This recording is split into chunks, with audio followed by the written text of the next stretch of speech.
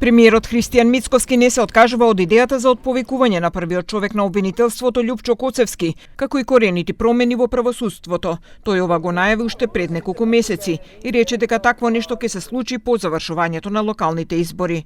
Но што конкретно ќе преземе Мицкоски за промена на државниот обвинител се уште останува нејасно, бидејќи Коцевски, за кого беше изгласана интерпелација уште на крајот на јули годинава, не ја прифати.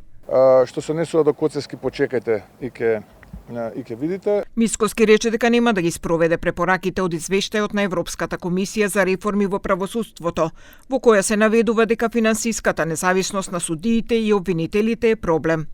Реформите не се за подобро судство, туку за повисоки плати за оние кои немаат воопшто доверба кај граѓаните, нагласи тој. Ја повикувам јавноста нека каже, ако мисли дека треба да ги дуплираме платите на обвинителите и судиите, слободно кажете.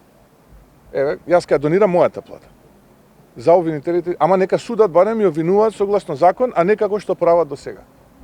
И знам дека ќе излезат сега и ќе ме нападнат и ќе ме обвинат и ќе речат Мицко е ваков, таков, онаков, во ред, се е тоа во ред.